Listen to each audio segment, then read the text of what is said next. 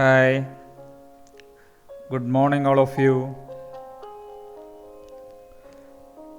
നമ്മൾ കഴിഞ്ഞ ക്ലാസ്സുകളിലായിട്ട് ഗുഡ്വില്ലുമായി ബന്ധപ്പെട്ട കാര്യങ്ങളാണ് ചർച്ച ചെയ്തുകൊണ്ടിരുന്നത്. കഴിഞ്ഞ ക്ലാസ്സിൽ ഗുഡ്വില്ലിൻ്റെ വാല്യൂ, അതിൻ്റെ മൂല്യം എസ്റ്റിമേറ്റ് ചെയ്യാനുള്ള ചില മെത്തേഡുകളെക്കുറിച്ച് നമ്മൾ പഠിച്ചു. അതിലാദ്യത്തെ മെത്തേഡായിട്ടുള്ള ആവറേജ് പ്രോഫിറ്റ് മെത്തേഡ്, ആ രീതി പ്രകാരം ഗുഡ്വില്ലിൻ്റെ വാല്യൂ എങ്ങനെ എസ്റ്റിമേറ്റ് ചെയ്യാമെന്ന് നമ്മൾ മനസ്സിലാക്കി. അപ്പോൾ ആദ്യമേ മനസ്സിലാക്കുക, യഥാർത്ഥ ഗുഡ്വില്ലിൻ്റെ വാല്യൂ കണക്കാക്കുക എന്ന് പറയുന്നത് വളരെ ബുദ്ധിമുട്ടുള്ള കാര്യമാണ് അല്ലേ. നമുക്ക് ഏകദേശം എസ്റ്റിമേറ്റ് ചെയ്യാൻ പറ്റുള്ളൂ, ഏകദേശ കണക്ക് അനുമാനിക്കാനേ പറ്റുള്ളൂ അല്ലേ. ഓക്കെ, അങ്ങനെ അനുമാനിക്കാനുള്ള രീതികളാണ് നമ്മൾ പഠിക്കുന്നത്. ഇപ്പോൾ കഴിഞ്ഞ ക്ലാസ്സിൽ നമ്മൾ ആവറേജ് പ്രോഫിറ്റ് മെത്തേഡ് മനസ്സിലാക്കി. അപ്പോൾ ആവറേജ് പ്രോഫിറ്റ് മെത്തേഡ് പ്രകാരം ഗുഡ്വില്ലിൻ്റെ വാല്യൂ എന്നത് ആദ്യം ആവറേജ് പ്രോഫിറ്റ് കണ്ടതിന് ശേഷം ആ ആവറേജ് പ്രോഫിറ്റ് എത്ര വർഷം കൂടി പ്രതീക്ഷിക്കാം എന്നതിൻ്റെ അടിസ്ഥാനത്തിൽ അത്രയും വർഷത്തെ പർച്ചേസ് ചെയ്യുന്ന വാല്യൂ ആയിട്ട് നമ്മൾ ഗുഡ്വില്ലിൻ്റെ വാല്യൂവിനെ കൺസിഡർ ചെയ്യും. ഇപ്പോൾ 3 വർഷത്തെ പർച്ചേസ് ആണ് എന്ന് പറയുന്നതെങ്കിൽ average profit into 3 years into 3 എന്ന് പറയുമ്പോൾ നമുക്ക് എത്ര വാല്യൂ ആണ് കിട്ടുന്നത്, അത് ഗുഡ്വില്ലിൻ്റെ വാല്യൂ ആയിട്ട് നമ്മൾ കൺസിഡർ ചെയ്യും.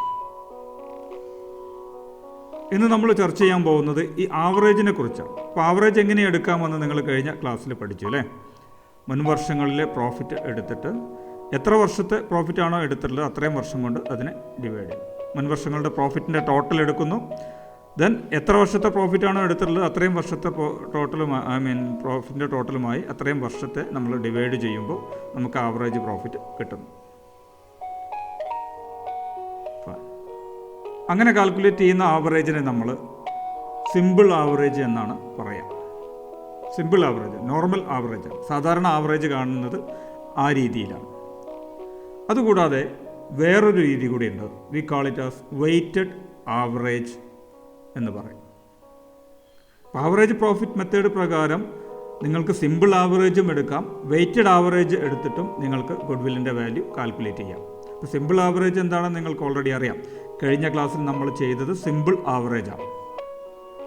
നോർമൽ ആവറേജ് സാധാരണഗതിയിൽ ക്വസ്റ്റ്യനിലൊന്നും പറഞ്ഞിട്ടില്ലെങ്കിൽ നിങ്ങൾ സിമ്പിൾ ആവറേജ് ആണ് എടുക്കേണ്ടത്. അതാണ് സാധാരണഗതിയിൽ ആവറേജ് കാണാനുള്ള മാർഗം. അതുകൂടാതെ വെയ്റ്റഡ് ആവറേജും ഉണ്ട്. വെയ്റ്റേജ് നൽകുക, പ്രാധാന്യം നൽകുക.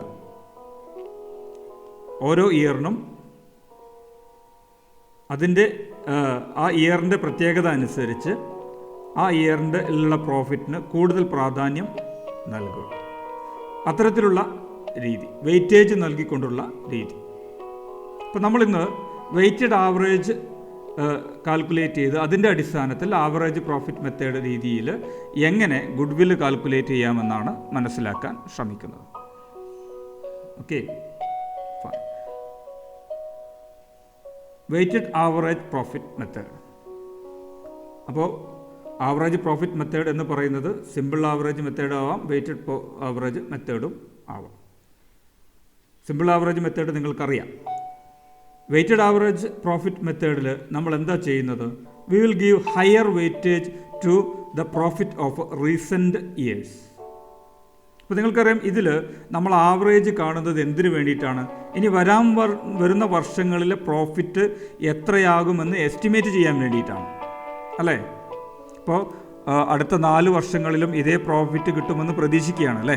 ഓക്കെ, അപ്പോൾ അതിൽ ആ വരാൻ പോകുന്ന വർഷത്തെ പ്രോഫിറ്റ് എസ്റ്റിമേറ്റ് ചെയ്യാൻ വേണ്ടിയിട്ടാണ് നിങ്ങൾ ആവറേജ് എടുക്കുന്നത്. ഓക്കെ, സോ ഞാനൊരു ചോദ്യം ചോദിക്കുകയാണ്. ഇനി വരാൻ പോകുന്ന വർഷങ്ങളിലെ പ്രോഫിറ്റ് എന്ന് പറയുമ്പം ആ പ്രോഫിറ്റിന് ഏത് വർഷത്തെ പ്രോഫിറ്റിനോടാണ് കൂടുതൽ സാദൃശ്യമുണ്ടാവുക, ഏത് വർഷത്തെ പ്രോഫിറ്റ് ആവാനാണ് കൂടുതൽ സാധ്യത? ഇപ്പോൾ നമുക്കൊരു ഉദാഹരണം എടുക്കാം. Take it. ഇവിടെ 2015 മുതൽ 2019 വരെയുള്ള ഒരു സ്ഥാപനത്തിൻ്റെ പ്രോഫിറ്റാണെന്ന് വിചാരിക്കാം. 2015 22,000, 2016 20,000, 2017 27,500, 2018 30,000, 2019 31,500. ഓക്കെ, ഇങ്ങനെയാണെന്ന് വിചാരിക്കുക. അപ്പോൾ ഈ ഒരു സമയത്ത് നമ്മൾ ഗുഡ് വില്ല് കാൽക്കുലേറ്റ് ചെയ്യാൻ പോവുകയാണ്. ദാറ്റ് മീൻസ് ഇനി 2020 മുതൽ ബാക്കിയുള്ള ഇനി 21, 22, 23 അങ്ങനെ വരാൻ പോകുന്ന വർഷങ്ങളിലെ പ്രോഫിറ്റ് എന്തായിരിക്കുമെന്ന് നമ്മൾ എസ്റ്റിമേറ്റ് ചെയ്യാൻ, അതിന് വേണ്ടിയിട്ടാണ് നമ്മൾ ആവറേജ് എടുക്കുന്നത് അല്ലേ. ഓക്കെ, പറയൂ. ഇനി വരാൻ പോകുന്ന 2020 ഉള്ള പ്രോഫിറ്റിനോട് ഏറ്റവും കൂടുതൽ സാദൃശ്യം ഉണ്ടാകുന്ന ഏത് ഇയറിലായിരിക്കും? 2015 പ്രോഫിറ്റിനാണോ 2019 പ്രോഫിറ്റിനാണോ? കൂടുതൽ സാധ്യത 2019 പ്രോഫിറ്റ് ആവാനാണ് കൂടുതൽ സാധ്യത അല്ലേ, ശരിയല്ലേ? ഓക്കെ, 2015 പ്രോഫിറ്റ് ആവാനുള്ള സാധ്യത കുറവാണ്. അത് 5 വർഷം മുമ്പുള്ളതാണ്. അതിനുശേഷം ബിസിനസ് ഒരുപാട് മാറിയിട്ടുണ്ടാവും, ശരിയല്ലേ? ഓക്കെ, അപ്പോൾ റീസെൻ്റ് ഏറ്റവും അടുത്ത് എടുക്കുന്ന ഇയറിന് നമ്മൾ കൂടുതൽ പ്രാധാന്യം നൽകണം, ശരിയല്ലേ? ഓക്കെ, പ്രത്യേകിച്ച് ഈ രീതി ഫോളോ ചെയ്യുന്ന എപ്പോഴാണെന്നറിയാം? ഈ പ്രോഫിറ്റ് ഒരു കണ്ടിന്യൂസ് ഇൻക്രീസിങ് ടെൻഡൻസി അല്ലെങ്കിൽ ഒരു ഡിക്രീസിങ് ടെൻഡൻസി ഒക്കെ ഉണ്ടാകുന്ന സമയത്ത് വെയ്റ്റഡ് ആവറേജ് പ്രോഫിറ്റ് കാൽക്കുലേറ്റ് ചെയ്യാണ് നല്ലത്. അതിൻ്റെ പ്രത്യേകത എന്താണ്? ഏറ്റവും അടുത്ത് കിടക്കുന്ന റീസെൻ്റ് ഇയേഴ്സിന് നമ്മൾ കൂടുതൽ പ്രാധാന്യം നൽകും. എങ്ങനെയാണ് പ്രാധാന്യം നൽകുക? നോക്കുക, 2015 മുതൽ 2019 വരെ എന്ന് പറയുമ്പോൾ 5 വർഷമാണ് അല്ലേ. ഓക്കെ, നമുക്ക് എങ്ങനെ ചെയ്യാം? 2019 5 വർഷം എന്ന് പറയുമ്പോൾ 2019 പ്രോഫിറ്റിനാണ് കൂടുതൽ സാധ്യത എന്നുള്ളതുകൊണ്ട് അതിന് നമുക്ക് 5 വെയിറ്റേജ് നൽകാം. 5 തവണ നമുക്ക് ആ പ്രോഫിറ്റിനെ കൺസിഡർ ചെയ്യാം. ദെൻ 2018 പ്രോഫിറ്റിന് കുറച്ചുകൂടി സാധ്യതയുണ്ട്. ഓക്കെ, അപ്പോൾ അതിന് നമുക്ക് 4 വെയിറ്റേജ് നൽകാം. 2017 3, 2016 2, 2015 1 വെയിറ്റേജ്. ഇപ്പോൾ 1 വെയിറ്റേജ് എന്ന് പറയുമ്പോൾ 1 തവണ മാത്രമേ ആ പ്രോഫിറ്റ് കൺസിഡർ ചെയ്യുള്ളൂ. 2 വെയിറ്റേജ് എന്ന് പറയുമ്പോൾ 2 തവണ നമ്മൾ ആ പ്രോഫിറ്റ് കൺസിഡർ ചെയ്യും. 3 എന്ന് പറയുമ്പോൾ 3 തവണ. അപ്പോൾ ആവറേജ് കാൽക്കുലേറ്റ് ചെയ്യുന്ന സമയത്ത് ഏറ്റവും അടുത്ത് കിടക്കുന്ന 2019 ഇയറിന് നമ്മൾ എന്ത് ചെയ്യുന്നു? കൂടുതൽ പ്രാധാന്യം കൊടുക്കുന്നു. എന്തുകൊണ്ടാണത്? ആ പ്രോഫിറ്റാണ് അല്ലെങ്കിൽ ആ വാല്യൂ ഓഫ് പ്രോഫിറ്റാണ് അടുത്ത വർഷം ഉണ്ടാവാൻ കൂടുതൽ സാധ്യത എന്നതിൻ്റെ അടിസ്ഥാനത്തിൽ നമ്മളതിന് കൂടുതൽ പ്രാധാന്യം കൊടുക്കുന്നു. അങ്ങനെയുള്ളൊരു രീതിയെ നമ്മൾ എന്ത് പറയുന്നു? വെയ്റ്റഡ് ആവറേജ് പ്രോഫിറ്റ് മെത്തേഡ് എന്ന് പറയും. ഓക്കെ, കൊടുക്കേണ്ട ഓരോ വർഷത്തിനും കൊടുക്കേണ്ട വെയിറ്റേജ് എത്രയാണെന്ന് നിങ്ങൾക്ക് സാധാരണ ചോദ്യത്തിൽ പറഞ്ഞിട്ടുണ്ടാവും. ഇനി ചോദ്യത്തിൽ പറഞ്ഞിട്ടില്ലെങ്കിൽ നിങ്ങൾ എന്ത് ചെയ്യാം? ഓക്കെ, ഏറ്റവും അവസാനം കിടക്കുന്ന വർഷത്തിന് കൂടുതൽ വെയിറ്റേജ് കൊടുക്കുക.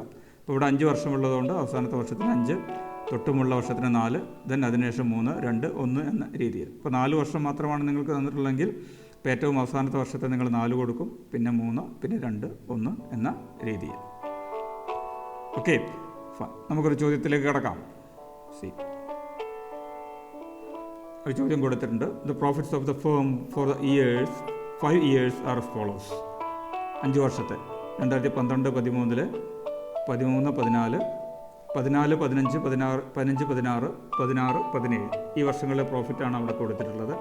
എന്നിട്ട് നിങ്ങളോട് പറയുകയാണ്, calculate the value of good will on the basis of 3 years purchase of, ശ്രദ്ധിക്കുക, വെയ്റ്റഡ് ആവറേജ് പ്രോഫിറ്റ്സ്. അവിടെ പ്രത്യേകം പറഞ്ഞിട്ടുണ്ട് വെയ്റ്റഡ് ആവറേജ് പ്രോഫിറ്റ്. അതുകൊണ്ട് നിങ്ങൾ വെയ്റ്റഡ് ആവറേജ് പ്രോഫിറ്റാണ് കാണേണ്ടത്. ഇനി അവിടെ വെറും ആവറേജ് പ്രോഫിറ്റ് എന്ന് മാത്രം പറയുകയാണെങ്കിൽ നിങ്ങൾ എന്ത് ചെയ്താൽ മതി? നോർമൽ ആവറേജ് എടുത്താൽ മതി. Okay, on the base of weighted average profits based on. ഇനി വെയിറ്റേജ് എങ്ങനെ കൊടുക്കേണ്ടത്? Weights 1, 2, 3, 4 and 5 respectively. 1, 2, 3, 4, 5 എന്ന രീതിയിൽ വെയിറ്റേജ് കൊടുത്ത് നിങ്ങളുടെ വെയ്റ്റഡ് ആവറേജ് പ്രോഫിറ്റ് കാൽക്കുലേറ്റ് ചെയ്യാനാണ് പറഞ്ഞിട്ടുള്ളത്. ഓക്കെ, അപ്പോൾ 1, 2, 3, 4, 5 എന്ന് പറയുന്ന ഈ 5 വെയിറ്റേജ് 5 വർഷത്തിന് കൊടുക്കുമ്പോൾ എങ്ങനെയാണ് നിങ്ങൾ കൊടുക്കുക? ഏറ്റവും അവസാനമുള്ള വർഷത്തിന്, അതായത് 2016, 17 നിങ്ങൾ 5 വെയിറ്റേജ് കൊടുക്കും. 2015, 16 4, 2014, 15 3, 2013, 14 2, 2012, 13 1 വെയിറ്റേജ്. ഓക്കെ, എങ്ങനെയാണ് ആ വെയിറ്റേജ് കൊടുക്കുക എന്ന് കാണാം. ഒരു ചാർട്ടായിട്ട് നമുക്ക് പ്രിപ്പയർ ചെയ്യാം. ശ്രദ്ധിക്കുക.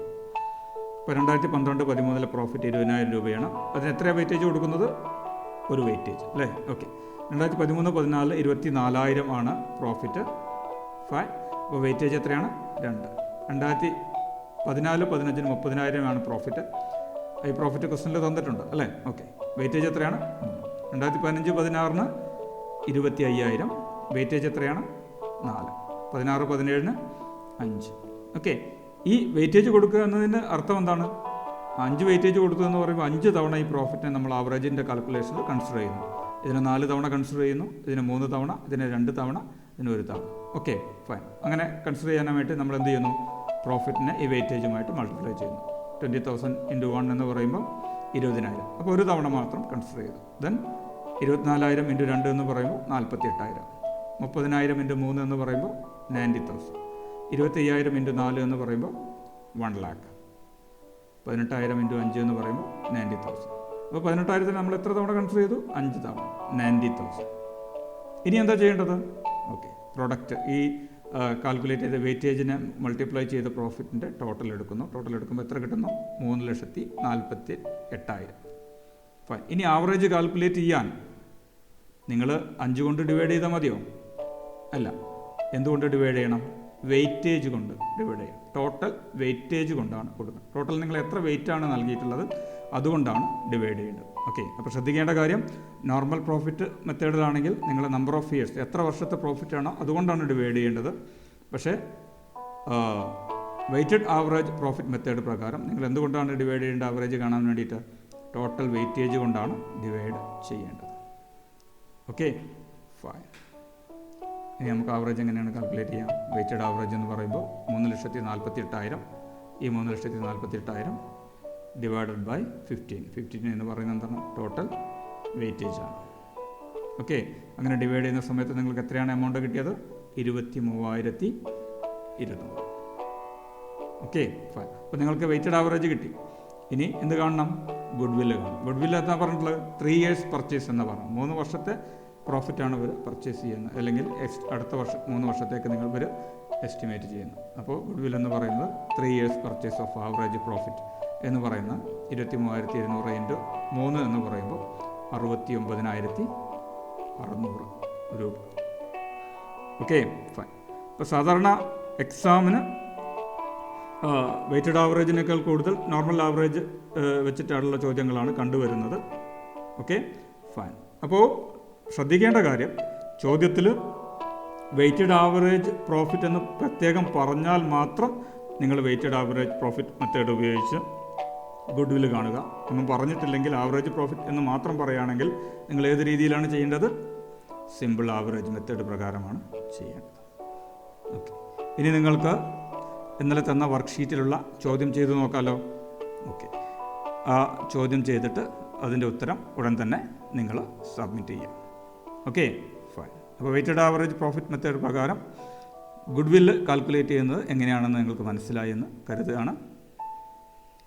ഫൈൻ.